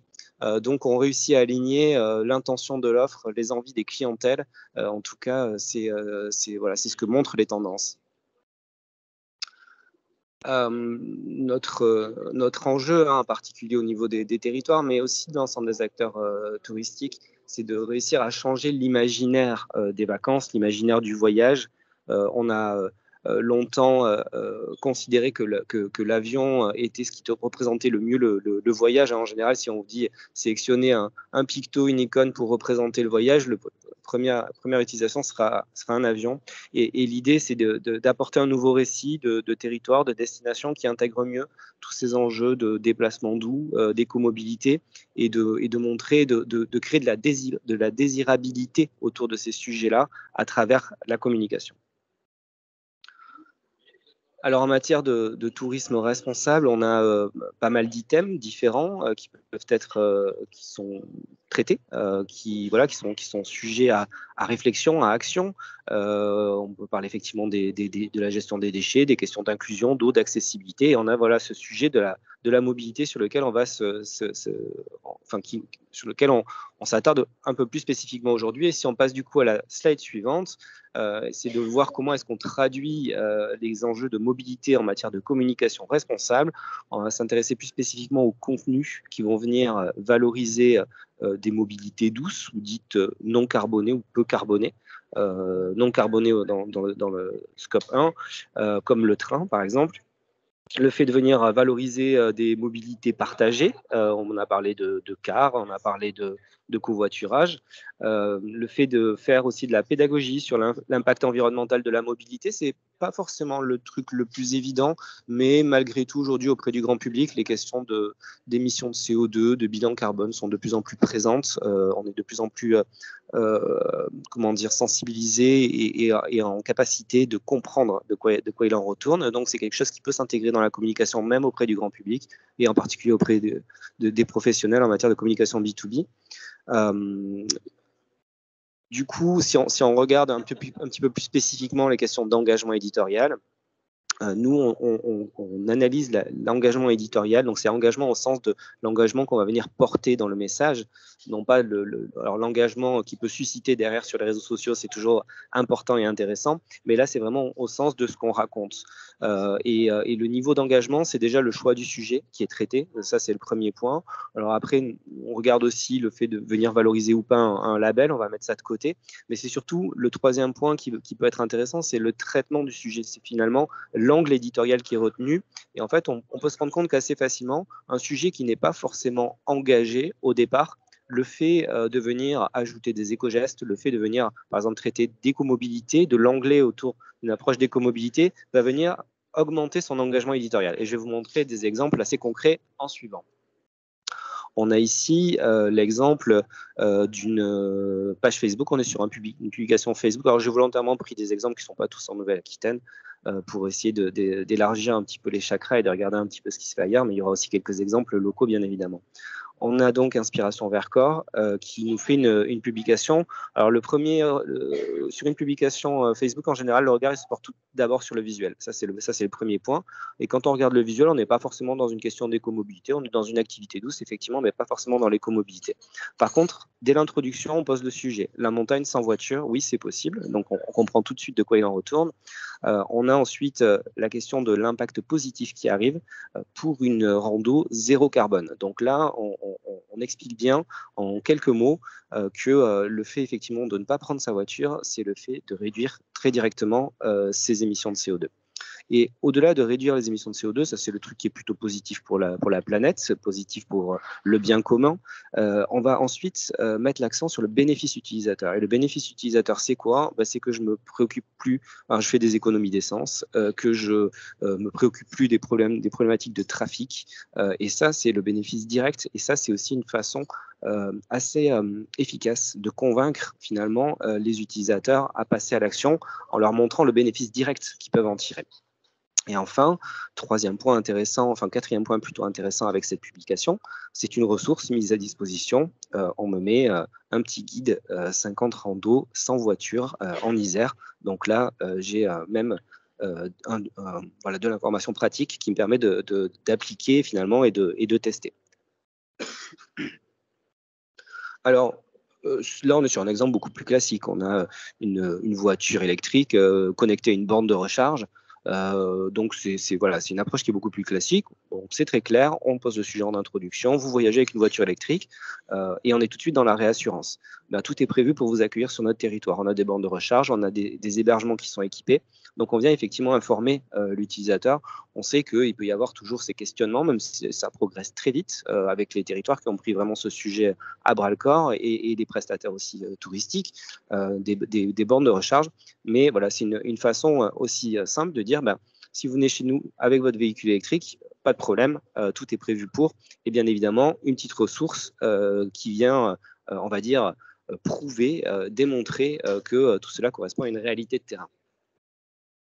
Et enfin, un autre exemple plus néo-aquitain, on a une publication Facebook de l'Office de tourisme de Bordeaux qui, à la base, ne concerne pas forcément des questions de mobilité, puisque là, on est plus dans un événement plutôt que dans une question de mobilité, au sens des bateaux qu'on peut apercevoir. Mais par contre, on va avoir un wording qui se termine par un éco-geste et qui va venir tout de suite donner de l'information pratique pour vous déplacer, pour y aller, en privilégier plutôt du covoiturage ou des transports en commun. Et on me donne même le numéro de ligne de bus. Donc là, pour le coup, c'est très précis, très efficace. On a une publication qui fonctionne très bien, qui a un très bel engagement d'un point de vue performance numérique et qui fait aussi de la sensibilisation, comme quoi on peut réussir à concilier les deux. Donc les champs lexicaux, effectivement, qu'on peut privilégier dans ce type de communication autour des mobilités. Bon, les aspects de durabilité, de respect de l'environnement, j'ai envie de dire, ils sont assez classiques. Attention, ils peuvent être un peu tarte à la crème aussi. Alors là, c'est l'heure de l'annonce. De l'annonce en gare. J'espère que ça vous dérange pas trop. Donc voilà, durabilité, respect de l'environnement, ça c'est le premier point. Point important, c'est les questions effectivement d'attrait et de plaisir. Je pense que quand on parle en particulier de balade à vélo, certes la dimension pratique est importante, mais c'est avant tout passer un bon moment. C'est donc jouer sur ce champ lexical. Et sur cette approche de plaisant, unique, serein, une expérience enrichissante, c'est des choses qui sont effectivement plutôt intéressantes à utiliser. Côté praticité, facilité, on se dit tout de suite que si on ne prend pas sa voiture, on rentre dans une situation compliquée à gérer. Or, en l'occurrence, l'offre évolue. Il y a encore énormément de progrès à faire, bien évidemment, sur tous ces sujets. C'est un peu les grands enjeux j'ai envie de dire, de l'évolution de notre société dans les années qui viennent. Ça prendra du temps. Il n'empêche que démontrer qu'il y a des situations faciles et pratiques. Alors, ne pas faire croire que c'est facile quand ça ne l'est pas, mais par contre, quand ça l'est, mettre l'accent sur le fait que c'est effectivement possible. Je passe rapidement sur la suite, puisqu'après, on avait aussi des questions de santé, bien-être et la dimension communautaire qui peut être aussi intéressante. Donc, on a effectivement toutes et tous un rôle à jouer dans cette idée, effectivement, alors, nous, on parle, dans ces slides suivantes, à la fois de Green IT quand on parle de pollution numérique, mais ce n'est pas le sujet du jour, et d'IT for Green quand on place le numérique au service des enjeux de responsabilité, de tourisme responsable. Et donc, finalement, comment est-ce qu'on utilise le numérique pour influencer les comportements des voyageurs et finalement avoir donc de l'influence sur leur comportement touristique, mais aussi avoir de l'influence sur l'offre, parce qu'on sait que, bien évidemment, si on influence les comportements des voyageurs, si on communique énormément là-dessus, on va aussi inviter l'ensemble des acteurs à progresser. Donc, contenu éditorial, je vais passer là-dessus rapidement, on va vite arriver dans les exemples, parce que je vois que le temps file et je pense qu'il y a un timing à respecter, mais globalement, un contenu éditorial responsable, on peut retenir trois idées fortes. Les questions de sensibilisation, donc sensibilisation à la cause, aux enjeux ou aussi au travers d'éco-gestes. Les questions d'information, elles sont importantes. C'est là où on rentre un peu plus dans un niveau de détail. Et enfin, les questions de modération, de réponse finalement aux questionnements des clientèles, c'est quelque chose qui sera aussi important. On va passer tout de suite sur les exemples, peut-être Jocelyn. Alors, j'espère que ça fonctionne bien. Ouais, c'est bon. Alors, je vous propose de basculer sur une approche plutôt autour de ce qu'on appelle assez simplement le cycle du voyageur. Globalement, c'est une sorte de parcours d'achat du voyageur. Je pense que vous connaissez bien tout ce type d'éléments et se dire, finalement, selon les phases, en amont séjour, pendant séjour, après séjour, quels sont les types de contenus que je peux diffuser, utiliser auprès des voyageurs pour les inviter à utiliser des écomobilités. Alors, en phase d'amont séjour, on est plutôt effectivement dans une phase dite de rêve, de séduction. Donc là, on va plutôt chercher à inspirer. Et là, en général, les outils les plus efficaces d'un point de vue numérique, c'est les réseaux sociaux. Facebook, j'ai envie de dire l'historique, un peu le dinosaure. Instagram, très présent, bien évidemment, surtout ces dernières années. TikTok qui a bien explosé, qui a aujourd'hui une audience forte et engagée, qui s'intéresse aussi à ces sujets. Pinterest et pourquoi pas même LinkedIn, très utilisé, en particulier LinkedIn, bien évidemment, sur la dimension B2B. Et je vous montrerai quelques exemples à ce sujet. Donc l'approche qu'il va falloir avoir, c'est une approche plutôt effectivement de séduction et on essaiera de travailler, d'utiliser l'image des mobilités douces ou des activités outdoor, pourquoi pas, et c'est là effectivement qu'on a des visuels qui auront une place très importante. Alors, quelques exemples. Alors bien évidemment, moi j'ai plus les visuels sous les yeux puisque là je suis passé sur mobile. Mais on a côté gauche, alors là on est dans un train assez exceptionnel, si je ne dis pas de bêtises, c'est un train qui est en Alaska. Voilà, là on est vraiment dans l'image, alors c'est sur TikTok mais ça pourrait être sur Instagram, hein. C'est l'image du train, du train qui est beau, qui est dans un espace naturel, qui en jette, où finalement le fait de prendre le train est une expérience à part entière. On a quelques belles lignes de train, notamment dans la région. Moi je suis béarnais, je sais que le Pau-Boudouce, c'est une ligne de train que j'aime prendre pour aller en montagne et qui a aussi on traverse aussi des paysages assez exceptionnels et on retrouve aussi, donc jouer cette carte là finalement je prends un TER ou je prends un train aussi pour simplement pour l'expérience que ça engendre. Il y a quelques lignes qui s'y prêtent et ça peut valoir le coup de jouer cette carte là. Alors le deuxième exemple, bien évidemment là je suis sur le téléphone et puis je le vois plus trop. En tout cas non, sinon je voulais vous parler aussi de la ligne. Alors le deuxième exemple, lui pour le coup c'est un peu comme Bordeaux tout à l'heure, c'est-à-dire on parle d'un sujet qui à la base n'est pas autour des écomobilités et on dit que c'est à proximité de la gare et que du coup ça peut se faire à pied et que donc la voiture peut rester à la maison. Et ensuite on a la ligne des hirondelles, donc là on est un peu dans le même esprit que ce que je disais tout à l'heure, sur une ligne qui est à la fois de la mobilité et une expérience à part entière et jouer cette carte-là, c'est aussi bien fonctionner dans cette phase de séduction. Slide suivante, on est plutôt là dans une approche qui se veut un peu plus B2B, en tout cas c'est sur LinkedIn que ça se passe. Je trouvais intéressant, bien évidemment tout ce qui est réalisé par le collectif de Ouraille et sur les réseaux est vraiment, vraiment intéressant. Mais là, ce que je trouve vraiment pas mal, c'est cette idée de se dire, voilà, partir entre guillemets, pas à l'autre bout du monde, mais en tout cas à l'autre bout de l'Europe, ça prend voilà, une trentaine d'heures, une perte de temps, pas vraiment, et de démontrer finalement que en fait, ce temps-là, il peut être optimisé. Ce temps-là, il peut être optimisé pour bosser un petit peu, il peut être optimisé il peut être utilisé pour lire. Surtout, je vais venir faire des étapes, et chacune de ces étapes, ça va être l'occasion de goûter, pourquoi pas, de la gastronomie locale ou de faire un petit stop et de faire une petite visite dans la ville dans laquelle je fais mon stop, j'ai mon changement de train. Donc, en fait, c'est de montrer que certes, on met plus de temps, on peut mettre plus de temps, mais qu'en fait, il y a aussi plein de points positifs à condition en fait, d'accepter les questions de temps long et de changer aussi sa façon de voyager, sa vision du voyage. En version B2B, alors là j'ai pris un autre exemple dans une autre région aussi assez volontairement parce que je le trouvais sympa, c'est Lyon, l'Office de tourisme de Lyon qui va travailler sur le marché belge avec un petit dispositif de workshop, déplacement en train et voilà, tout est construit autour de cette idée-là pour montrer l'accessibilité du territoire à ces clientèles étrangères. Je trouve ça plutôt bien joué. C'est bien marketé, ça fonctionne bien. Voilà. Il y a d'autres exemples, hein, mais voilà, je me suis arrêté sur celui-ci et je voulais vous le montrer. Donc voilà pour se quitter de notre phase de rêve. Alors je ne sais pas trop comment on est sur le timing, Jocelyn. Est-ce qu'il faut que j'aille à 200 à l'heure ou est-ce qu'on prend le temps de détailler un petit peu les choses? On peut donner 1 ou 2 exemples rapidement et puis sans trop détailler. D'accord, ça marche. Bon, de toute façon, je vous ai un petit peu montré différents exemples sur cette partie phase de rêve. Donc, on peut imaginer, encore une fois, vous aurez le support à dispo, d'utiliser voilà, les écomobilités finalement dans les contenus, mais finalement pas forcément pour en parler systématiquement. Le bon exemple, c'est voilà, les vélos garés posés devant un hébergement et j'ai un visuel qui est utilisé sur mes réseaux sociaux où je parle pas forcément du vélo, mais ils sont là, ils sont présents, donc ça c'est un truc qui peut être intéressant. Et puis, effectivement, on a les balades à proximité aussi à faire en vélo qui peuvent être intéressantes. Donc ça, c'est côté réseau.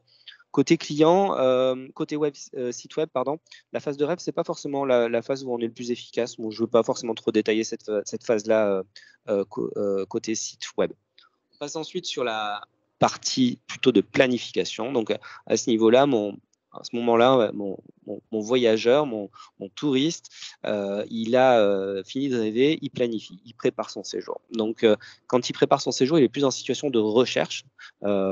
Et c'est là que des réseaux comme TikTok ou Pinterest peuvent vraiment faire la différence. On aurait pu citer YouTube aussi à ce moment-là. Pourquoi? Parce que c'est des réseaux qui sont aussi très utilisés pour leur moteur de recherche. Et bien évidemment, ensuite, d'un point de vue web, c'est les questions de référencement naturel. Et c'est là aussi que les sites web vont venir reprendre un petit peu plus d'importance. Alors sur la partie exemple, alors on a côté gauche un petit exemple tiré de TikTok. Donc là, c'est un petit top 5 des destinations accessibles en train et pas cher. Ça, c'est des contenus qui fonctionnent très très bien sur les réseaux. Donc c'est toujours intéressant d'avoir ces infos. Ensuite, je vous ai mis une asso que je connais depuis très longtemps, qui est donc en baie de Somme, qui est une asso de professionnels du tourisme qui s'appelle baie de Somme, zéro carbone, et qui voilà, un collectif de prestataires touristiques très engagés autour de ces sujets d'écomobilité, de découvrir la baie de Somme sans voiture, d'arriver en baie de Somme sans voiture. Et donc ils organisent pas mal de choses dans ce sens. C'est pas forcément les meilleurs en matière de communication numérique, mais par contre en matière d'offres, je trouve vraiment que c'est plutôt du haut niveau. En tout cas, il y a un vrai bel engagement de la part de ces prestataires. Et là, je trouvais intéressant cette idée d'un événement locavore. Ils sont énormément sur le locavore et un événement locavore avec voilà, les restos locaux, avec les chefs locaux qui posent aussi sur les vélos. On vient mixer un peu les deux sujets. On vient rappeler que manger local, ça a aussi un impact d'un point de vue carbone.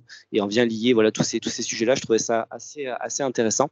Et enfin, on a voilà, le Sud à vélo, donc là qui fait une prise de parole sur les réseaux sociaux où on est plus voilà, dans la prévision sur une saison à venir et sur des possibilités. Les others, voilà, en matière d'influence aux social media autour de ces sujets, fait partie de ce qui se fait de mieux, en tout cas moi de ce qui me parle le plus, hein, et je suis loin d'être le seul puisque c'est de très belles communautés qui ont aujourd'hui été créées avec les Others.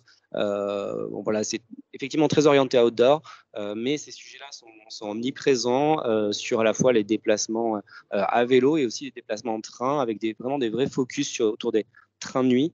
Et là, on a un focus effectivement sur la ligne donc Paris-Briançon. Et finalement, au-delà de dire cette ligne, elle existe, cette ligne, elle existe. Et voilà très concrètement ce que vous allez pouvoir faire. Une fois que vous êtes arrivé, voilà les itinéraires finalement de rando ou d'itinérance d'ailleurs, de continuer, de poursuivre. Vous partez de Paris et ensuite vous allez faire un tour d'une dizaine de jours en montagne et on vous donne les clés pour pouvoir réussir cette expérience-là. Et ça, c'est plutôt pas mal dans une approche d'itinérance. Bien évidemment, l'exemple qu'on ne présente plus en Nouvelle-Aquitaine, qui est le dispositif bas carbone, je ne pouvais pas ne pas en parler avec tout ce qui a été entrepris sur ces dernières années et qui continue d'être déployé. Donc là, j'ai remis quelques screenshots du dispositif porté avec le Pays Basque, enfin autour du Pays Basque.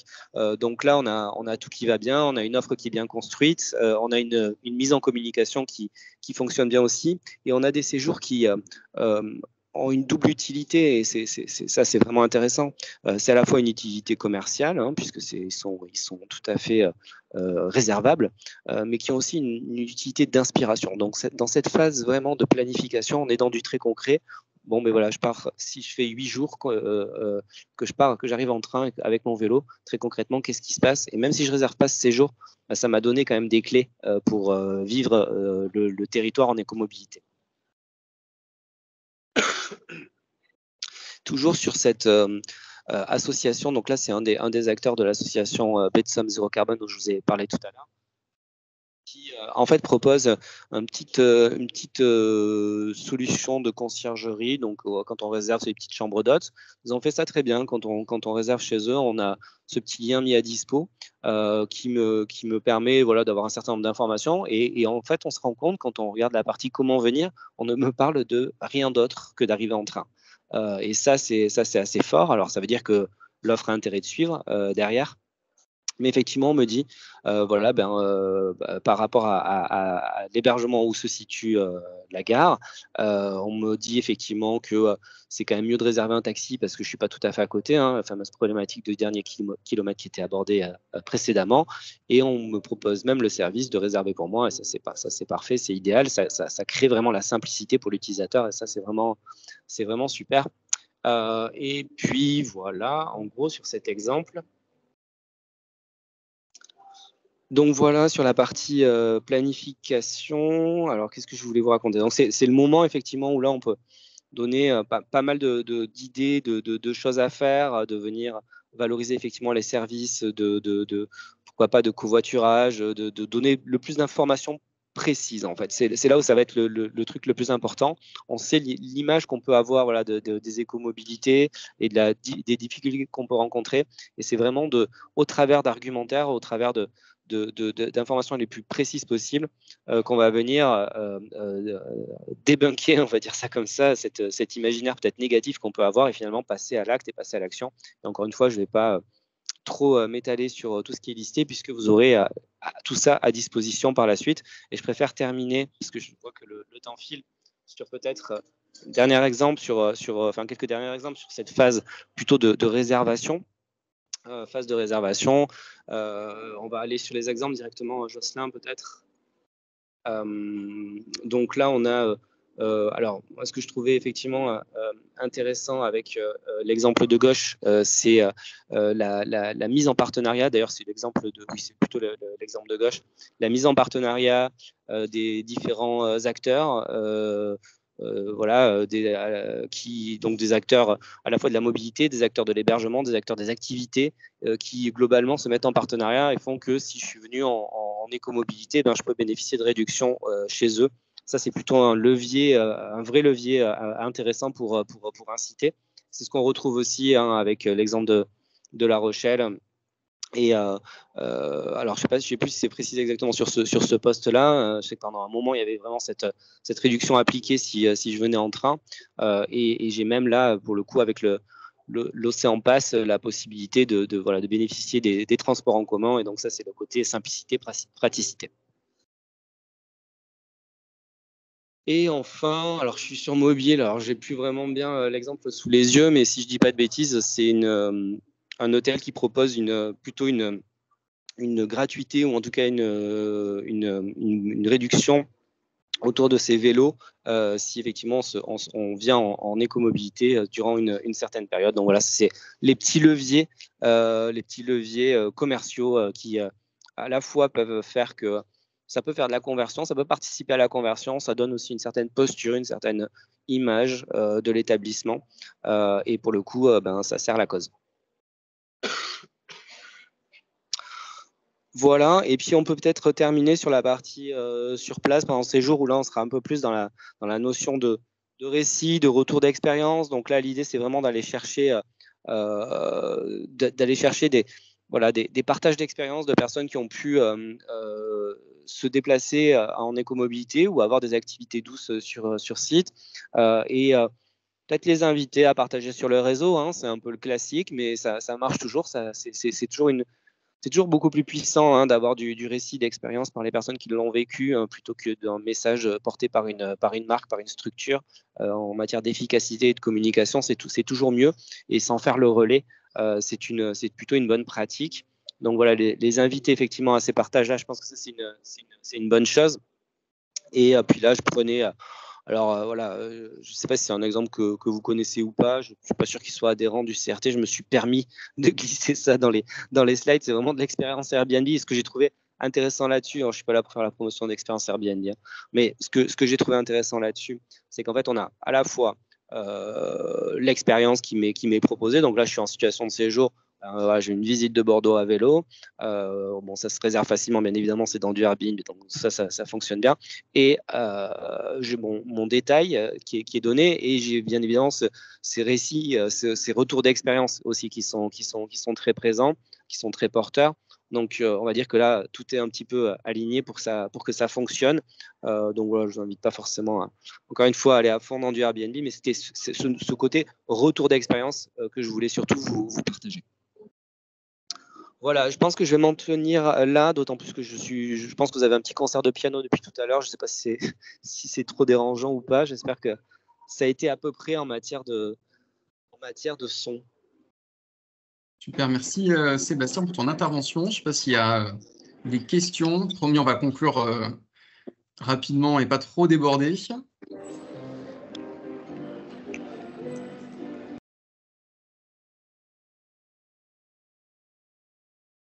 Il n'y a pas de remarques. De toute façon, je vais vous mettre dans le lien de la conversation les mails des différents intervenants. Donc voilà, s'il y a des questions qui surgissent un petit peu plus tard, n'hésitez pas. Juste pour conclure ce webinaire, vous informer de la prochaine session. Donc ce sera le 8 février à 11h, et on aura une présentation du règlement d'intervention du tourisme du Conseil régional, avec un focus cette fois-ci pour cette session-là spécifiquement sur les hébergements touristiques. On aura une seconde session un peu plus tard, c'est un troisième rendez-vous du CRT pour les sites et prestataires d'activités. Donc voilà, il y aura plein d'informations sur les aides disponibles notamment et les accompagnements proposés par le Conseil régional. Donc n'hésitez pas à vous inscrire via le mail d'invitation qui vous a été transmis. Et n'hésitez pas à nous contacter également pour tout besoin sur l'adresse mail webinaire@na-tourisme.com. On vous remercie pour votre présence de participation sur ce premier rendez-vous du CRT. Et donc, on vous dit à très bientôt, au 8 février, pour le deuxième rendez-vous. Merci à toutes et à tous. Merci à tous. Merci Jocelyn. Merci beaucoup. Merci, au revoir. À bientôt. Au revoir.